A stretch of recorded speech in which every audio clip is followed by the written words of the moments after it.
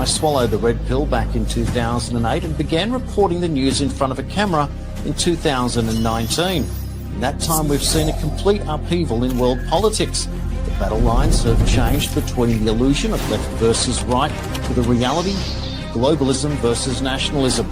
Despite all the information, the truth and the lies, there are two very distinct pathways emerging. Should we follow Labor and Liberal to a dystopic one-world government, or do we fight for our nationalism, unlock our hidden resources wealth and build a new Australia? With the world teetering on a knife's edge, should we solidify our relationship with the USA and become the 51st state? This is my mission statement here on Australian National Review, and I welcome you to Black Pill me as hard as you can as we determine our future together. This is the 51st state.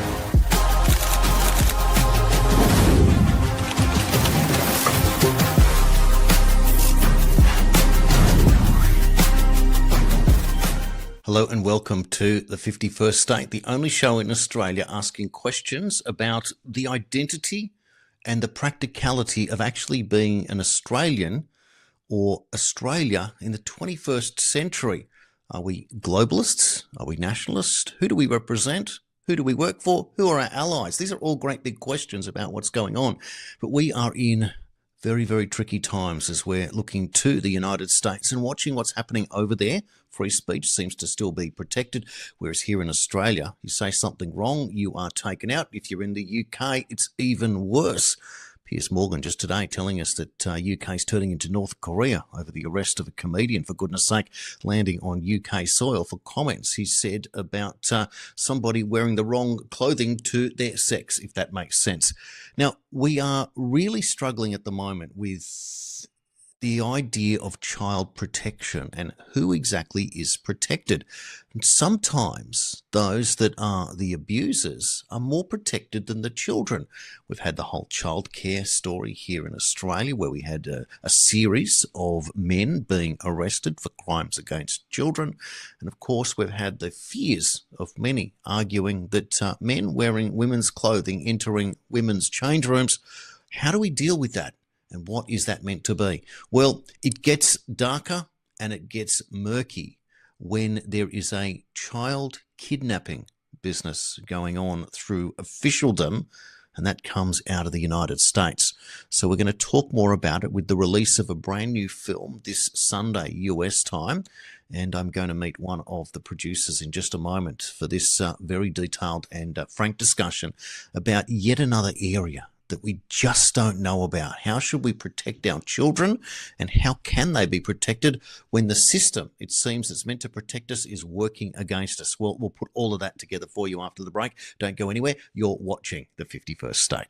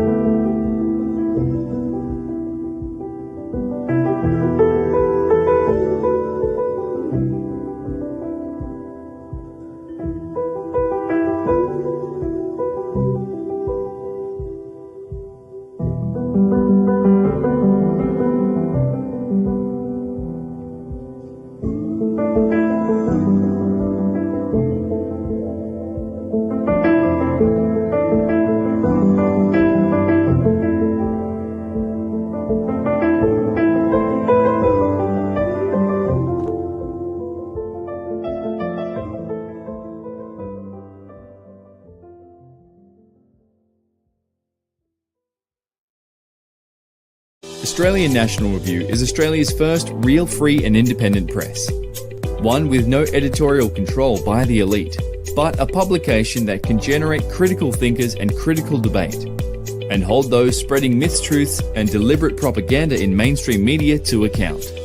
News with a difference that will be educational, compelling, and create a platform for political and social change in this country, and address the real issues facing this country and the world. And welcome back to the 51st State. Maureen Steele is co-founder of American Made Action and is an activist, columnist and paralegal who's been on the front lines of the fight against the billion-dollar racket of de facto state-sanctioned child kidnapping, better known by the sanitized name of Child Protective Services. And is helping to bring national attention and legal firepower to a case that exposes the CPS machine for what it truly is, a profit-driven child removal industry. Maureen Steele, welcome to the 51st State. Great to be here, Jason. Thanks for having me on.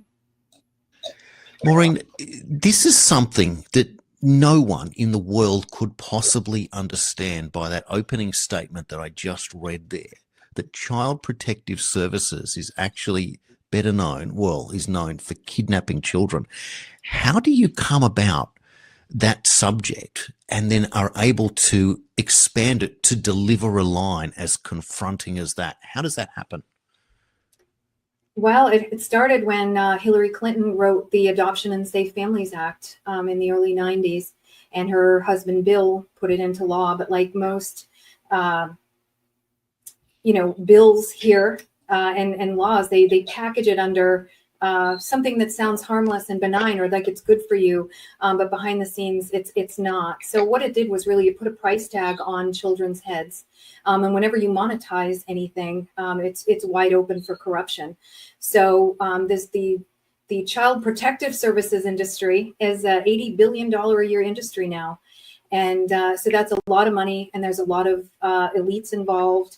And it's a machine is what it is. And, the United States is the #1 consumer of child sex slaves.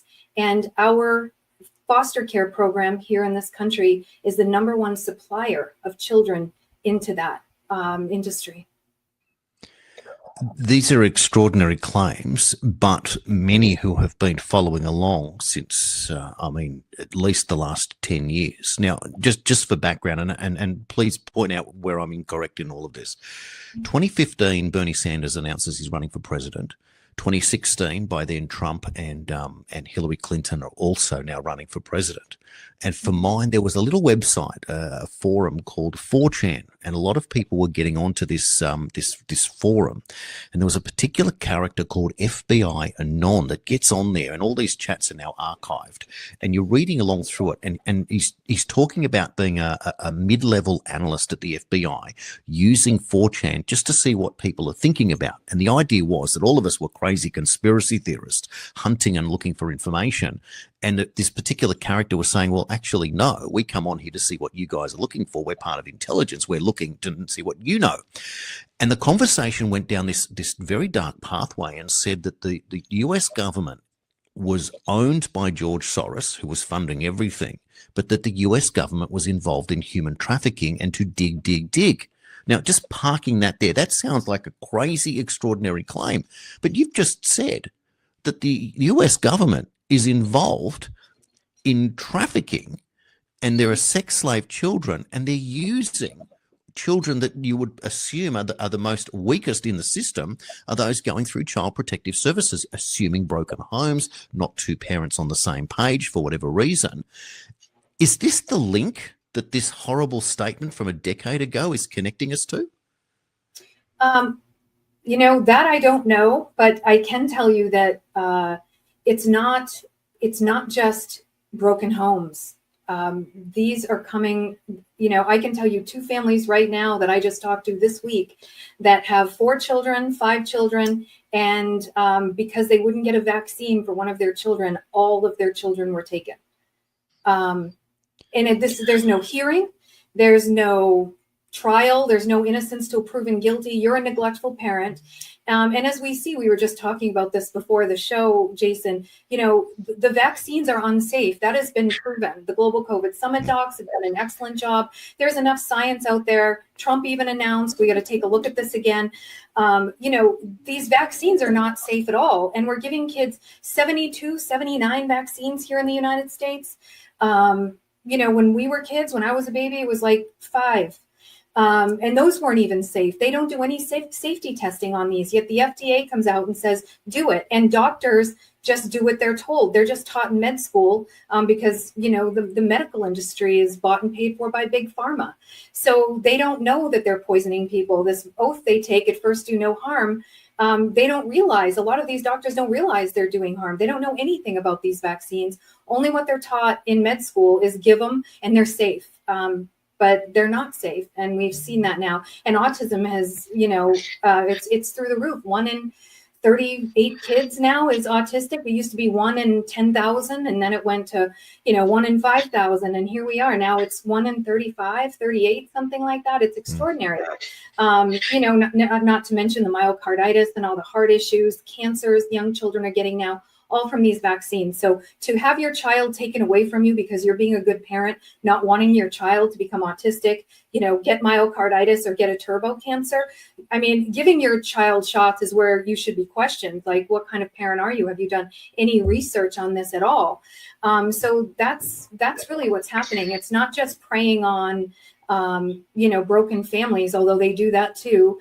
But there's children from upper middle class families that are gone and sex trafficked and raped in their foster homes. In fact, 85% of children in foster care suffer sexual or physical abuse.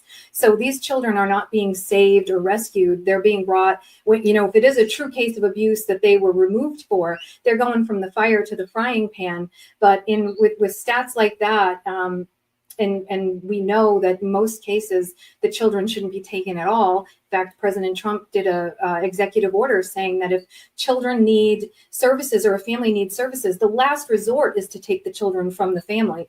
If they need a therapist, if they need, coaching, then it goes in the home. The last thing you do is remove them.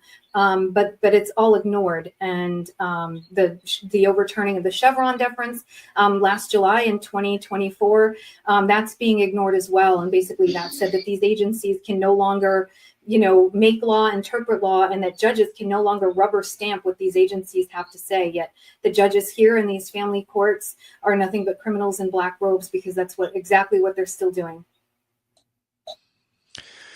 Well, Maureen, your film comes out Sunday American time. It's called Taken, State-Sanctioned Kidnapping. What we'll do is we'll play a preview from that film now, and we'll come back because there's plenty of questions and you'll want to see this. Let's play it for you now.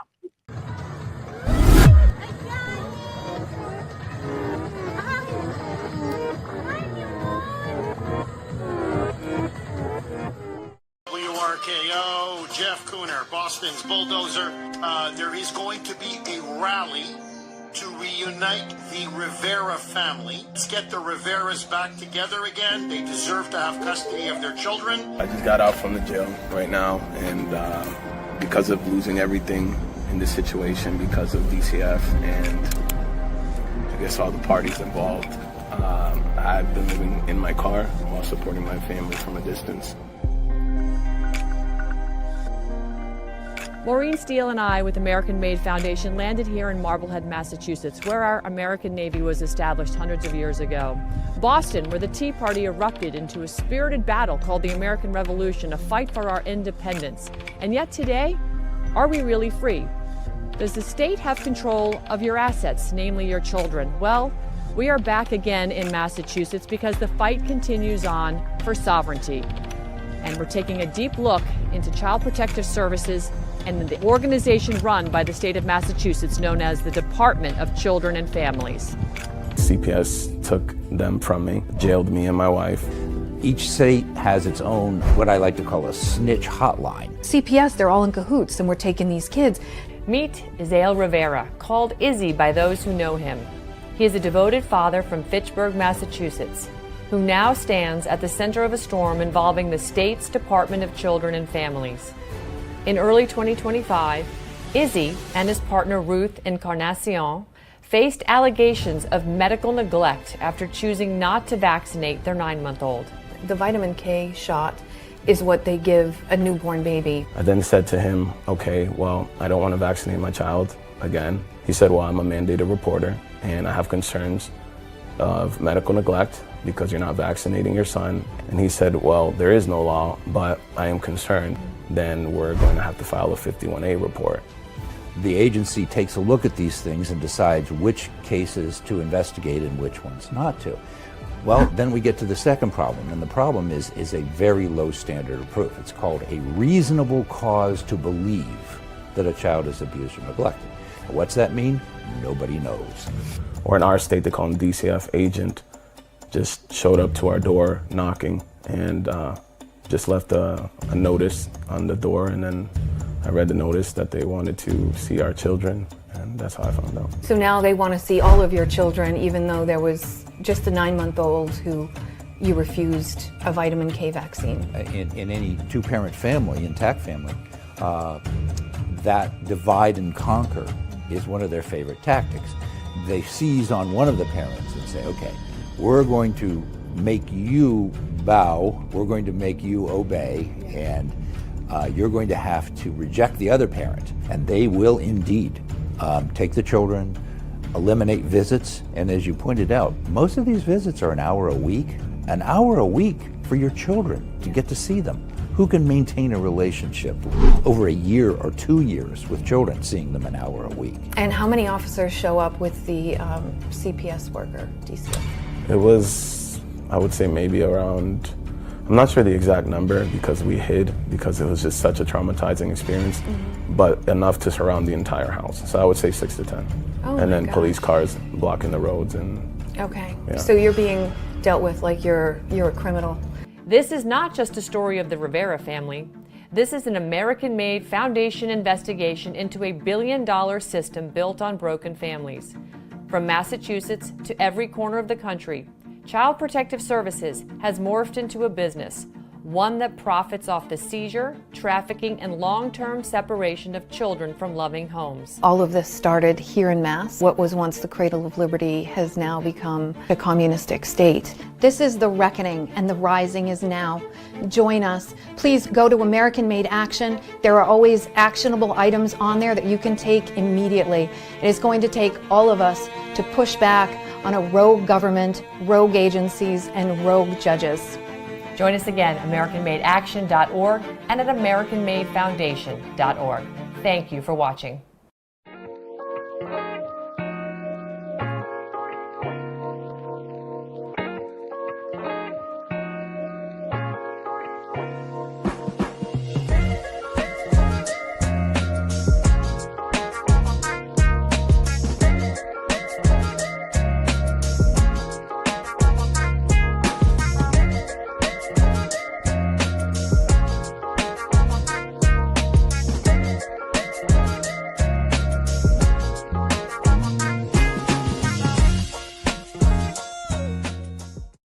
Maureen, vitamin K shot. I have a personal friend who became a father a couple of years ago, and he refused all vaccines for his son, having gone through the COVID era, and particularly vitamin K. Anyway, periodically I run into him around the place, and I ask him about his little boy, and he says, you should see this boy. He's thriving. He is well ahead of schedule on everything. Happiest kid you've ever met. Appetite like you wouldn't believe. Energized, etc. I said, so are you happy with your decision? And he said, best decision I ever made.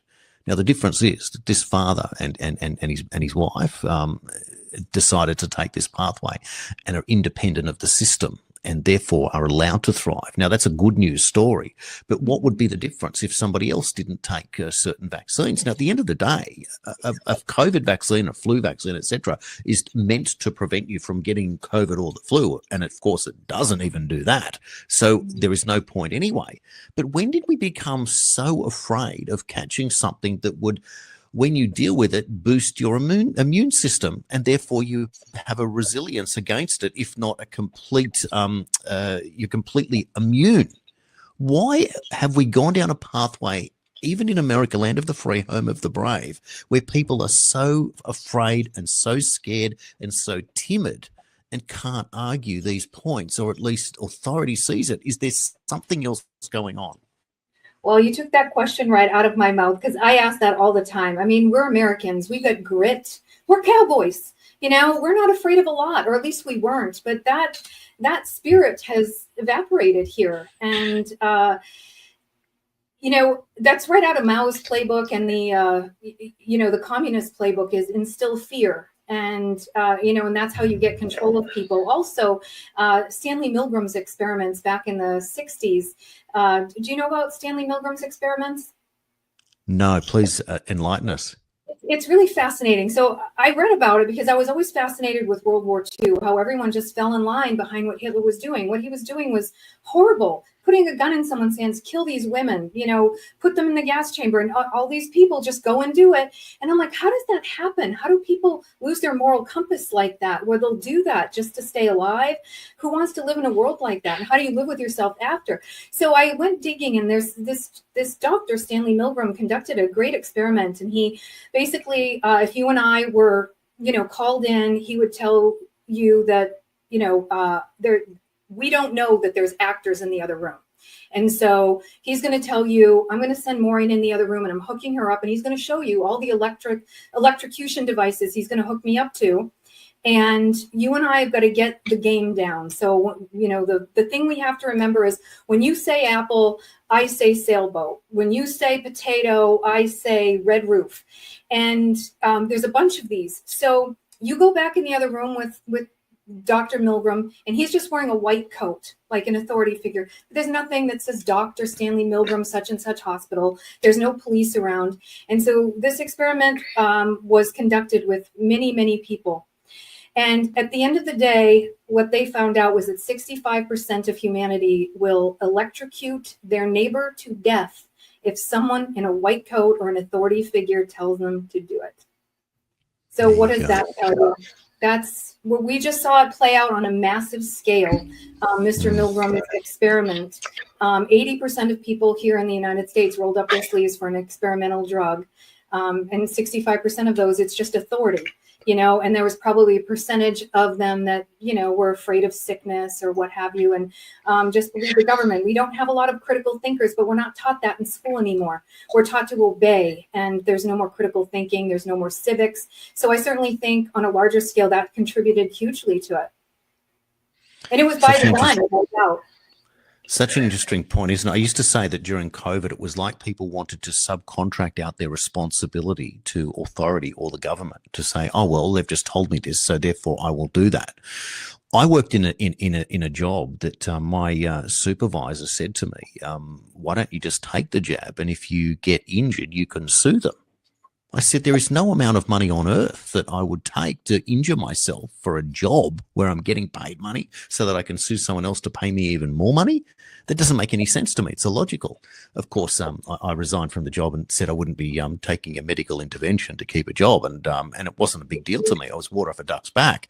But the point was, it was principle at that point. But I just could not believe the logical fallacy. Get injured and sue them. What? Like, how do you detect the level of injury, etc.? Yeah, no, the lack of coherent thinking, it's a psyop. I mean, people fell for it. And, and you were selfish. And that's right out of the Mao playbook and the communist playbook, to play on people's emotions. You're bad if you don't take it. You're going to harm other people. And so it's that emotional play.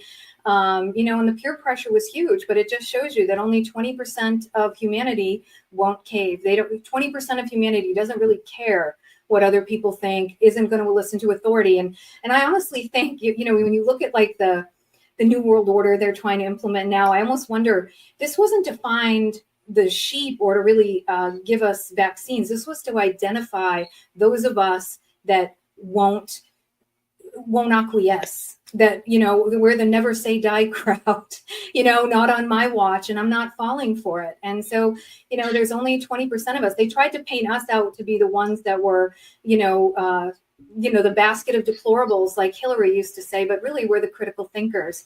We're the ones that don't roll over.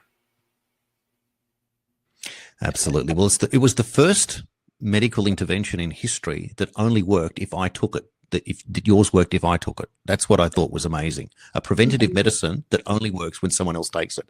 Doesn't make any sense. But this is the thing, though, that people would accept anything to go along, to get along.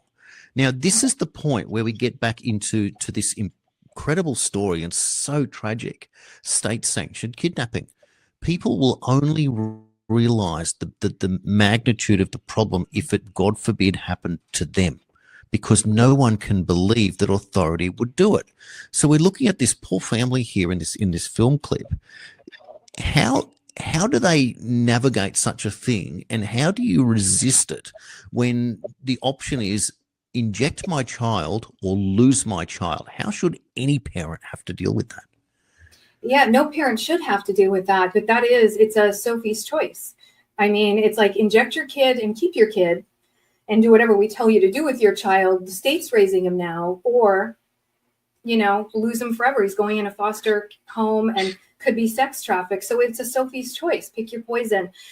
So what's really important is that parents, I tell everyone, pull your kids out of school. It's those mandatory reporters. Teachers are threatened every year here that if you don't, if a kid comes in with a bruise, if a kid comes in with a skinned knee, what kid doesn't have that? And you don't know where it's from, you have to report it. You have to call CPS and let them decide. Well, they shouldn't have opened a case on the Rivera family. They have under the law, you have a right, it's a HIPAA violation, but you have a right as a parent on, to decide what sort of medical interventions your child is going to receive. And if you don't want them to have a vaccine or a vitamin K shot, which incidentally is always given at birth, they say, so that, if there's a blood disorder, the child doesn't bleed out. Well, this is a 9-month-old baby. Obviously, there's no clotting disorder. So giving him that vitamin K shot and alerting CPS that these parents are negligent for not doing it at 9 months is beyond absurd. So CPS never should have opened a case on them, but they're looking to, because this is an $80 billion a year industry, and taking these kids greases their wheels. And that's how they roll, and that's how they operate. And they're not operating alone. They have police officers, sheriffs, judges, attorneys, all in their back pocket. Everyone is getting paid. Doge exposed this hugely with the RICO that's going on here, and the money, our tax dollars that are going into these NGOs that are funneled through 501c3s. But all of this here in this country is run through HHS, which is the Department of Health and Human Services here. And Kennedy is in charge of that. And it's through Title IV, and it's run through Social Security, and they steal our children here, and they take them first and ask questions later. And even when they're wrong, they just keep going, and there's more cover-ups. They falsify evidence. It's really shocking. And there's, tens of thousands of children that are taken from their families every single year here, and their parents never get them back. And they're good families. These aren't abuse cases. Has there been any change since Kennedy took over at the HHS? No, none. It's really, really bad here right now. I mean, I was on a call, a Zoom call with a woman here in the United States, Melinda Sherwin. She's one of the foremost authorities on CPS and how they steal children. And we were actually on a call, me, Ann Vandersteel, my partner, and our attorney, Chris Burns. We were on a call literally talking to her about her setting up a little corner in American-Made Action to help people and help us with the CPS and all of that. And while we're on the call, she told us at the beginning, you kind of chat before calls start, that she just had a grandbaby, that her son and daughter-in-law just had a new baby. And while we're on this call, we start talking about business after that, after all the congratulations. Her phone rang, and she goes, let me take this. They just had the new baby, so I want to get this call. In a minute, it was seconds later, she puts her phone on speaker. I record. CPS was in her son's room taking her granddaughter. I got it all on tape. It was absolutely unbelievable. They lied and said there was cocaine in this woman's cord blood. There was not. When they went downstairs to get the real results, there was nothing in this woman's system, nothing at all. And so to steal a child saying there's cocaine, now they're still in the system. The Riveras have lost their children for 7 months. There was no due process. There was no service. They've never abused their kids. There's no criminal charges. They had to fake something and say they stole, it was familial kidnapping. How do you steal your own kids? And how do you steal children from a state that never had custody in the first place? There was never a hearing where, the parents were charged with abuse, and then the judge says, okay, CPS of, Boston, you now have custody of these 5 children because the parents refused a vitamin K shot for one of them.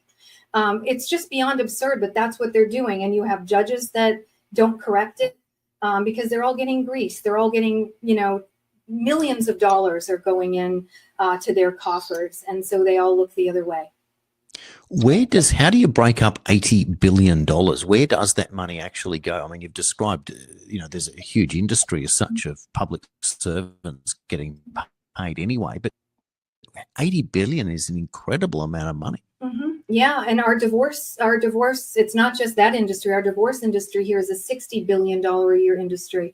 So when you add up what the attorneys are making, what all these parasitic organizations around them are, these parenting classes, these anger management classes, which are very expensive. They're like $1,000, $2,000. For some of these families, that's impossible. And they do it on purpose because then if you can't pay to do it, then, well, you're being non-compliant. We have to keep your kids longer now. Or they terminate your parenting rights and then they adopt. They give you an 11-month window. And also in here, they have you jumping through so many hoops that parents lose their jobs because they have to keep leaving work to go to court, leaving work to go to counseling, leaving work for all of these things. And so then you lose your job. Then you really have no money to pay for any of these classes or even pay your rent or your mortgage. So they lose their homes. Now CPS really has you because even if you can make a statement in court that shows that they were wrong, they shouldn't have taken your kids, they fabricated evidence, now CPS is in a position to go, well, Your Honor, even given that, they don't have an appropriate home for their children. They don't have jobs to support their children. We're just going to have to keep them now. So this is the game. This is the racket. And I know there's some parents that have spent over $1 million in legal fees to get their child back. So those aren't, single mothers. Those aren't paupers. Those are definitely upper middle class, upper class families that are losing their children. That's how deep this system is and how grotesque it is, where even when you can afford the best lawyer, the odds of you getting your child back are just so slim, and getting them back not being, having been molested, beaten. Like I said, 85% of children here in the United States that are in foster care are abused sexually or physically. Just shows you that these kids are going from the fire to the frying pan, and oftentimes taken from very good families and then being abused. So these kids just aren't right after. It's a horrendous thing.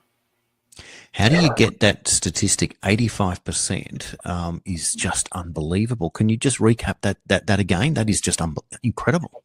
Yes, 85% of children who are in the foster care system are abused physically or sexually. And I'm not saying, I get people jump all over me. Oh, you're saying foster care people are bad. No, I'm not. There are 15% of them provide good foster homes, clearly. But that's a very small number. And just to give you more perspective, in the state of Massachusetts, where the Rivera family lives, where we did the documentary, 10,000 children are in state custody with CPS. And Ron Bouchard, who's a very astute digger and researcher of We the People Too, a great organization. Anyway, he did some digging. Out of 10,000 kids in state custody, 39 were taken lawfully, legally, and for just cause. So that's not even a 1% success rate we're dealing with CPS. This is a rogue, disgusting agency who's not out to protect children at all. They're all about money and lining their own coffers. So that's what we see here in the United States. We have a corporatocracy, it seems now, and an agency government, and no one's keeping these agencies in line. So we could go after more agencies, but right now our children are our most vulnerable. They're our greatest asset, and we need to protect them. I don't know, there's a famous quote, you can judge a people by how they treat their children and their elders. And, America's failing. When I hear these stories, I try and think of how can I tell it in a different way so that one extra person can understand what I'm talking about. Now, as an aside, when we heard about adrenochrome, that blew people's minds because they don't quite get it. And I think it was that filmmaker, what was his name? Anyway, that came up in a book, so there was legitimacy, etc. But until you compare it to the movie Monsters, Inc., and then you can say, well, hang on a second, that is the process of how you make adrenochrome in a cartoon fashion. Then you get people saying, oh, okay, so there's something there. When you're describing what you just did, all I could think about was the Dick Van Dyke movie when I was a kid, Chitty Chitty Bang Bang, and that horrific character that catches all the children and locks them in these little tiny cells. And of course, they all get freed in that movie. But I remember as a kid being traumatized when I saw that film. I really didn't know what it meant, and I didn't like the fact that other children were being captured in such a way. And therefore, I'm wondering, given that you've got this film coming out at the weekend, first of all, how can people see it, and who is it for? Should everyone be watching this, including children? Is it an adults-only film? Please describe it for us. Okay, no, I think children would be bored. Older children might be frightened, like you were watching Chitty Chitty Bang Bang, seeing this lovely parents and Izzy Rivera, the father, talking about what happened and what's. So it's every parent, every grandparent in the country should be watching it because it could be you next. So it's important to protect your children. We have a book coming out as well. It's called the CPS Pipeline, State-Sanctioned Kidnapping. And in the back of that book, there's a bonus chapter, which here in the United States, a UCC lien on your kids will prevent the state from taking them. So there is a way to protect your children, and parents, grandparents need to do it. And they need to do it sooner rather than later. And it's really important. And that doesn't cost any money to do that. So we highly encourage it. But,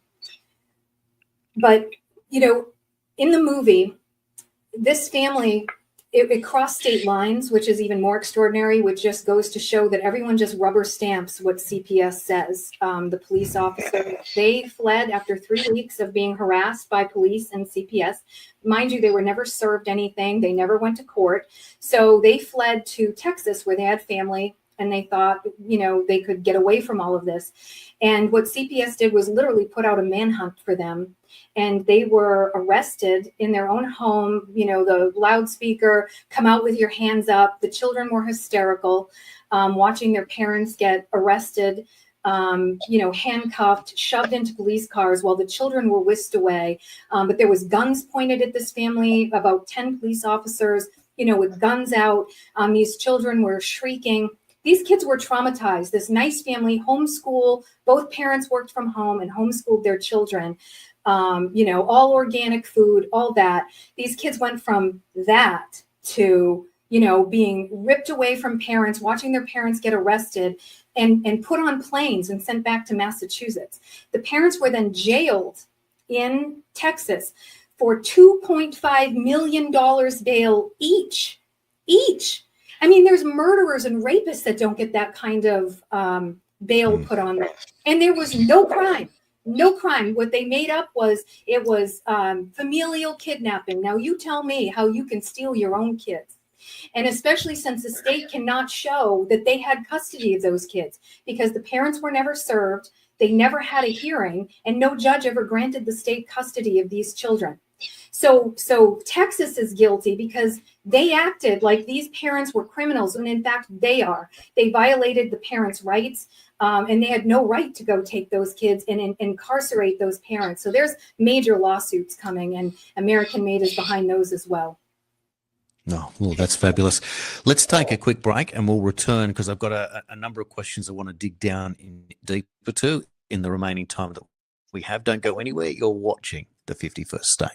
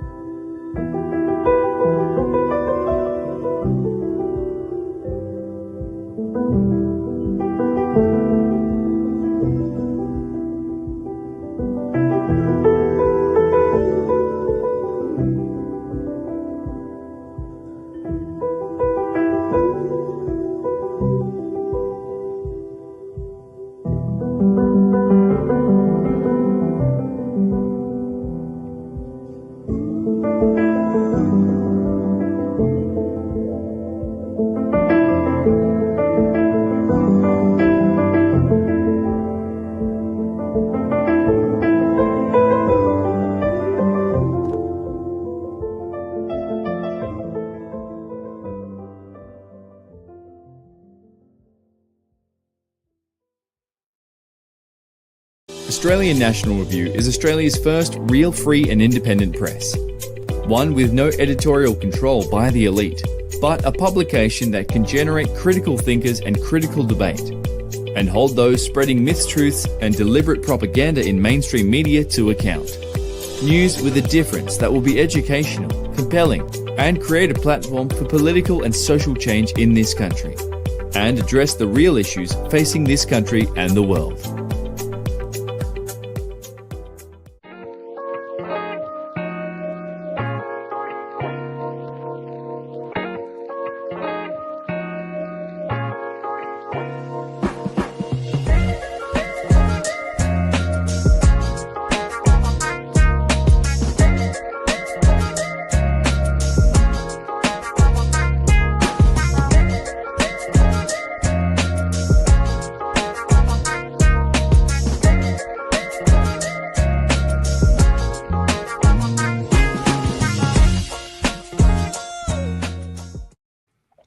And welcome back to the 51st State. My guest this hour, Maureen Steele. Maureen, you know, you think that you can get a grasp of this concept, and this is what's so tricky. It's almost like skating on ice, that you keep slipping every time you feel like you've got traction. I can't imagine the pain that a parent must go through to stand there in front of a court and then have a judge say, oh, we're going to need $2.5 million bail here from each of you, which effectively means that you can't do it in probably 99.9% of cases.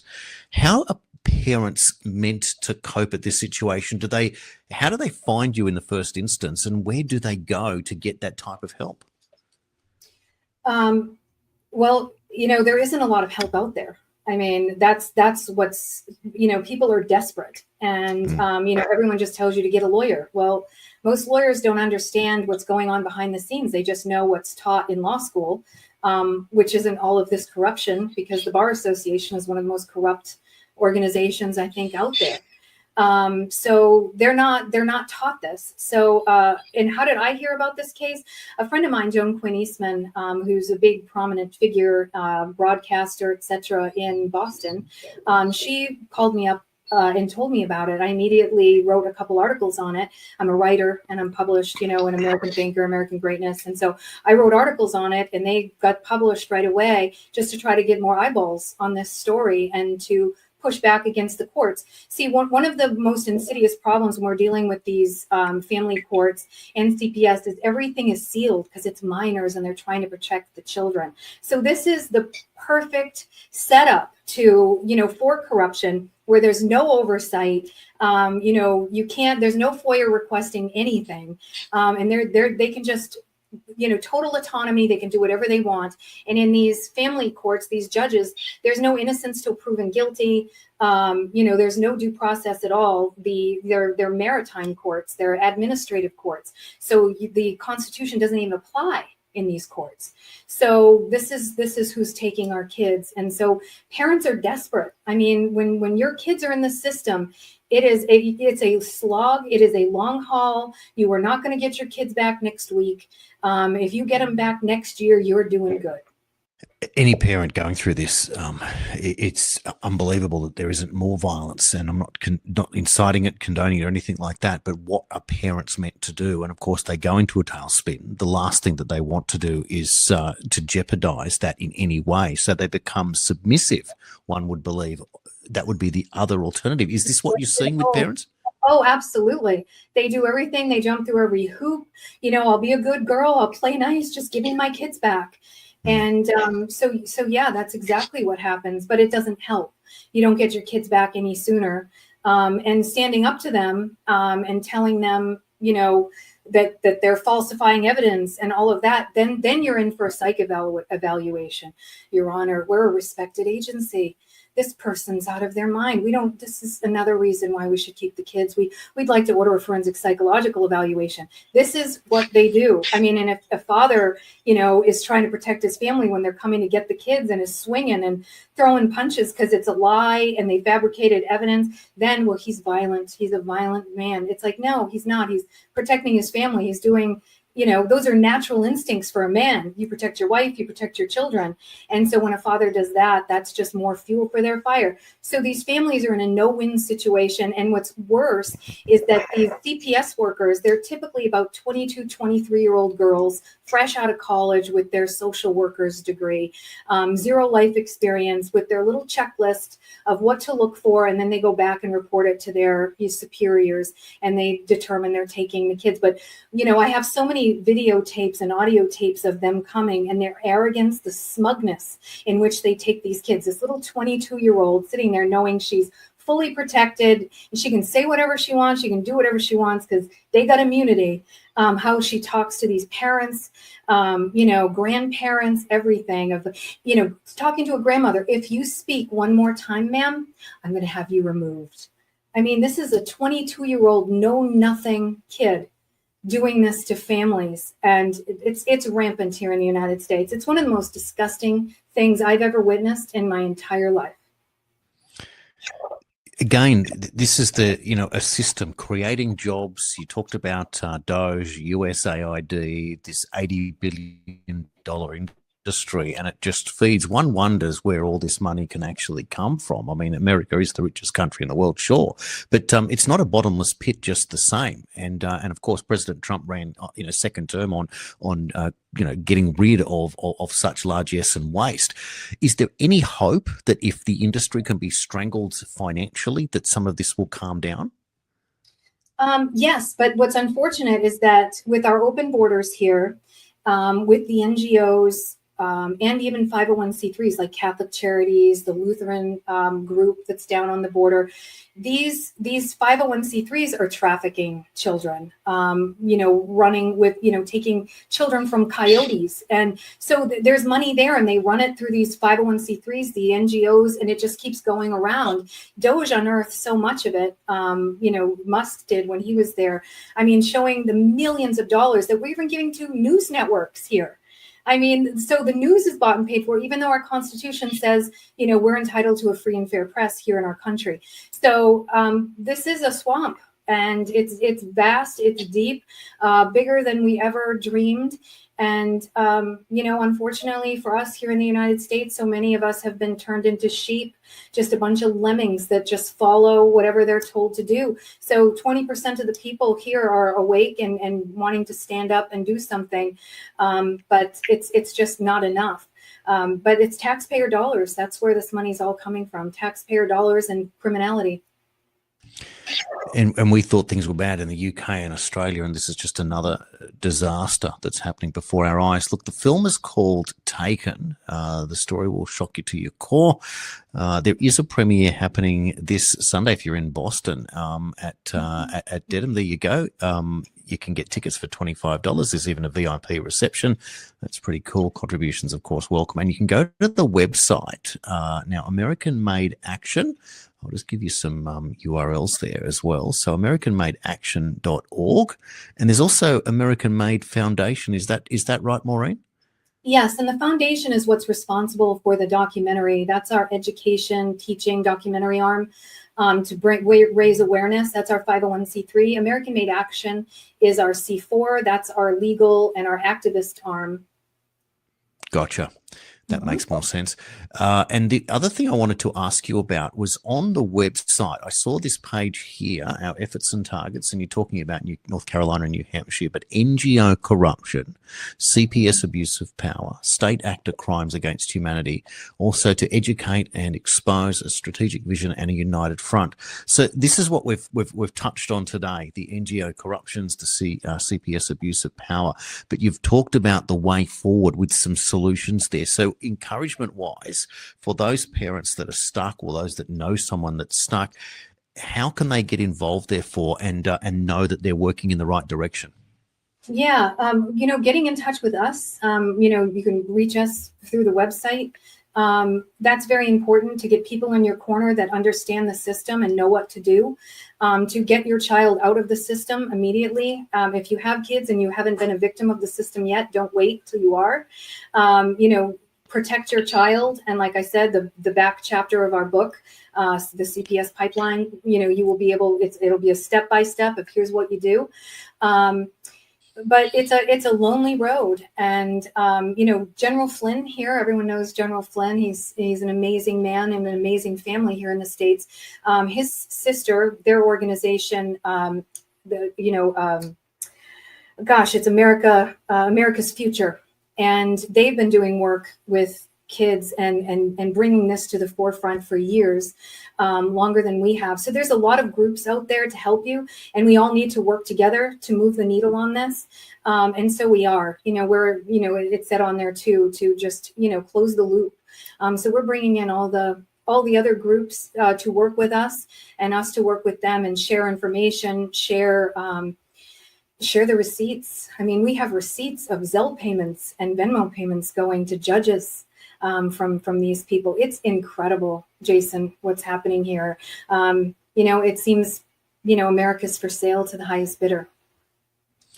And it's always the weakest that pay the price one way or another. And the thing that most people can't get their heads around is that we live in a world that you can't say the wrong thing anymore. Even in the United States, you're putting, if you offend someone, it's considered a crime. We just talked about earlier in the show, a comedian from the United States landing in the UK for 3 tweets, being surrounded by 5 police officers and arrested for what he said.